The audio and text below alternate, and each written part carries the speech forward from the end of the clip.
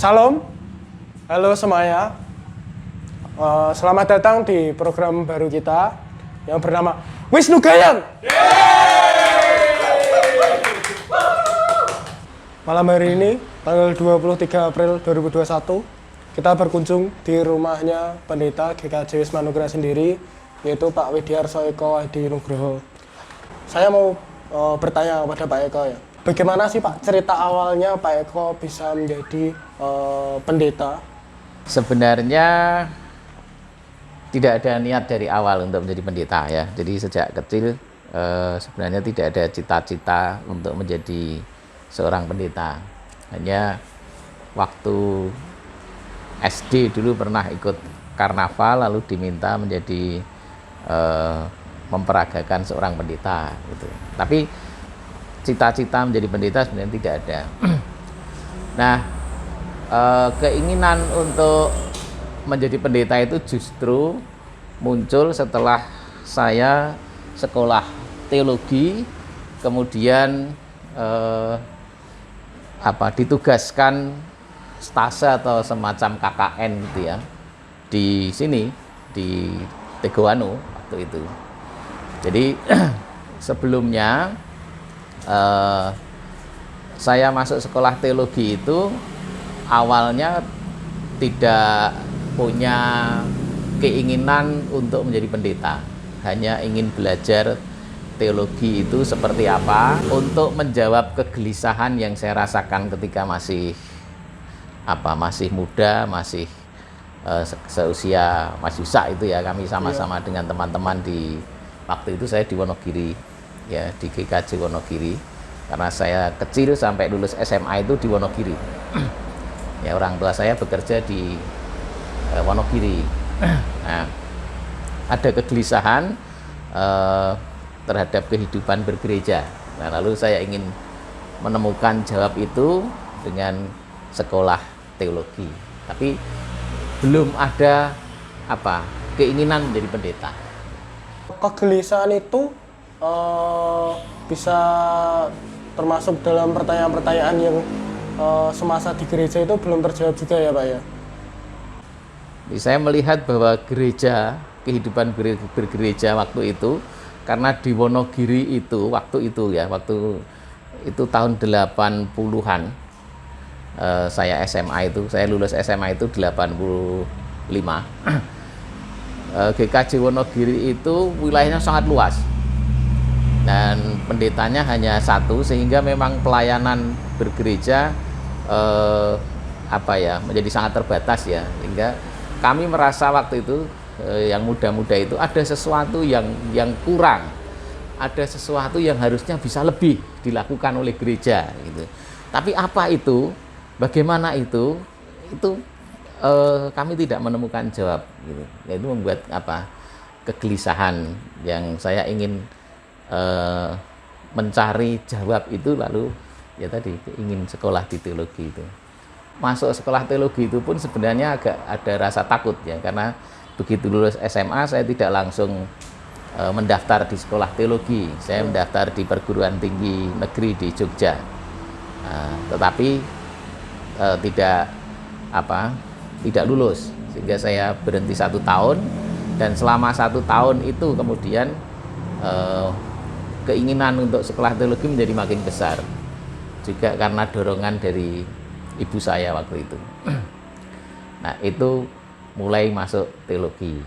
Nah, setelah tahun keempat ada tugas stase ya, jadi stase atau stage artinya harus belajar melayani di satu gereja. Nah, saya ditempatkan di GKJ Teguhanu di sini.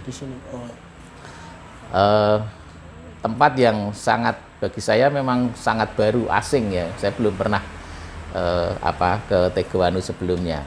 Nah, di Teguhanu kemudian dibimbing pendeta Suwargi Pak Yasman dan Pak Pujo. Jadi ada 2 pendeta yang membimbing waktu stase itu. Nah, GKJ Teguhanu waktu itu ada 9 tempat ibadah. Oh, 9 pepantan.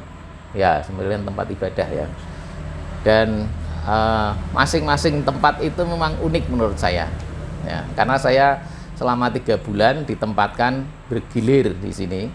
Jadi dari Tegowanu, Karangpasar, Mangonsari, Ketologorejo, Undenarum, Bumirejo, Sumengko, lalu Meranggen. Ya. Nah, dalam perjalanan putaran itu, kemudian saya seperti digerakkan, didorong untuk makin besar panggilan untuk melayani itu. Nah, dan terutama yang ini saya rasakan sangat besar ketika di Bumirejo, Pepandan Bumirejo. Waktu itu saya melihat kerinduan untuk berkumpul mendengarkan firman itu sangat besar. Jadi saya seminggu di sana, setiap hari dijadwal persekutuan doa, dan setiap berkumpul di satu rumah pasti penuh. Nah, itu isinya jemaat GKJ dan jemaat Isa Al-Masih, yaitu di Bumirejo kan ada 2 jemaat. Iya, betul. Nah, setiap kali berkumpul penuh itu. Semua orang dan hasrat untuk mendengar dan bertanya itu luar biasa besar. Nah, itu menjadi salah satu penggerak yang membuat saya kemudian ya tergerak untuk melayani. Nah, sepulang dari Tegowanu, nah kemudian majelis Tegowanu itu bertanya apakah saya masih mau melayani khotbah di sini. Dan itu pertanyaan yang agak sulit saya jawab sebenarnya. Tapi akhirnya ya saya menjawab mau, dijadwal sebulan sekali. Nah itu mulai proses, kemudian saya masih kuliah tapi sebulan sekali kemudian saya datang di sini untuk khotbah. Pernah nggak sih Pak ada pikiran bahwa kayak gini, saya itu masih nggak pantas gitu loh melayaninya. Saya masih sosok orang yang belum sempurna, mungkin masih banyak dosa, kok malah saya mengajarkan kepada mereka gitu. Nah, ya ini pertanyaan yang baik menurut saya. Betul Mas Lisa. Jadi saya tadi mengatakan sulit bagi saya menjawab ketika majelis GKJ Tegowanu itu menginginkan saya khotbah tetap setiap bulan itu. Tapi kemudian itu saya jalani. Ketika kemudian perjalanan waktu, majelis kemudian mengatakan kepada saya, apakah saya mau dicalonkan di sini. Wah, itu makin membuat saya kemudian sebenarnya takut. Jadi seperti yang Mas Yusak katakan, ada perasaan takut, perasaan apakah sebenarnya saya bisa, apakah saya layak, apakah saya mampu melayani itu. Hanya ketakutan itu kemudian kalah oleh tadi dorongan ketika saya melihat bahwa ada banyak orang sangat merindukan untuk bisa belajar bersama Alkitab. Nah, sehingga dalam perjalanan waktu saya terus bergumul dan itu juga yang membuat sampai ketika menyusun skripsi yang harusnya 1 semester selesai, saya jadi 1 tahun. Ya alasannya karena materinya kurang dan tapi sebenarnya saya takut kalau lulus terus segera dipanggil ke gereja gitu. Yeah. Jadi saya mengulur waktunya. Nah, kemudian ini mungkin banyak yang tidak tahu. Ketika kemudian saya menjawab saya bersedia dicalonkan di GKJ Tegowanu itu waktu menjadi calon pendeta. Wah, itu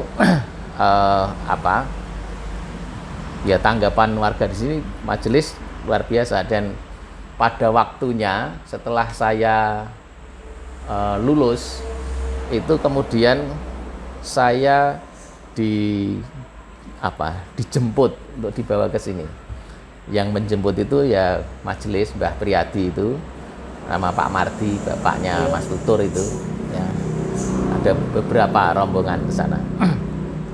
Nah, saya ingat betul ketika sebelum rombongan dari Teguhanu menjemput saya baik-baik saja, artinya saya tidak merasakan apa-apa. Tapi begitu tamu dari Teguhanu datang, itu rasanya awak gembreges. Saya kemudian dibawa ke Teguhanu, kemudian waktu itu di pondokannya di rumahnya Mbah Marem. Nah, disambut, kemudian selesai acara penyambutan itu, malam saya masuk angin. Saking groginya, takutnya. Waktu itu saya berpikir apa karena angin, karena memang waktu ke sini naik mobil cerinya Pak Bari, kan jendela dibuka lebar gitu ya. Salah satu, tetapi ya tadi sebenarnya yang utama bukan anginnya. Ternyata memang karena sebenarnya ada ya semacam ketakutan, semacam ya grogi yang membuat kemudian secara psikologis membuat saya menjadi gitu. Jadi perasaan seperti yang ditanyakan Marisa ada, dan itu saya rasakan. Setelah Pak Eko bertahun-tahun di GKJ Wisma Nugraha ini, apakah pernah muncul lagi perasaan-perasaan bahwa tidak layak? Itu menurut saya manusiawi ya. Jadi itu bisa muncul berbarengan dengan pergumulan, tetapi kita akan makin diyakinkan, dikuatkan bersamaan dengan pengalaman perjalanan waktu, menghayati penyertaan Tuhan. Itu yang memberi kekuatan. Nah, saya ditabiskan di Teguhanu itu tanggal 24 April tahun 93. Jadi sudah berapa tahun sampai sekarang? 28 tahun loh ya. Usia Mas Yusak berapa sekarang? Aku baru 18 tahun, Pak. Ya, betul, karena saya menikah bareng ayahmu menikah. Ya. Kayaknya saya belum di-download, Pak, itu, Pak. Ya. Jadi tahun 93 saya ditabiskan di sini. Jadi bapakmu itu waktu mau menikah katak saksi, ya saya sudah yang katak saksi itu. Ya. Nah, 28 tahun itu kan sudah cukup lama sebenarnya. Dan perasaan-perasaan seperti yang Mas Yusak katakan tadi, meskipun sudah semakin, kalau katakan itu menipis gitu ya, tapi tetap saja bahwa itu ada. Ya menurut saya karena ini dinamika pergumulan hidup, bahwa memang kita tidak sempurna. Justru itulah yang kemudian mendorong bagaimana caranya supaya saya ini semakin layak gitu. Ya, semakin layak di hadapan Tuhan. Nah, ini perjuangan yang terus menerus. Jadi ya kita tidak sempurna, tapi akan terus belajar untuk menjadi sempurna. Ada nggak sih, Pak, dinamika di gereja ini yang Pak Eko merasa itu harus dirubah gitu? Ada nggak sih, Pak? Tentu perubahan harus dilakukan. Ketika saya pertama ya awal di Teguhanu, kan belum seperti sekarang ini ya.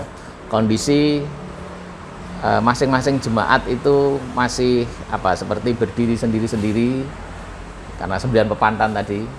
Nah, bagaimana kemudian mengupayakan ini menjadi satu, seperti yang sekarang kita rasakan. Jadi gereja yang satu, kemudian perubahan berkaitan dengan ya kebiasaan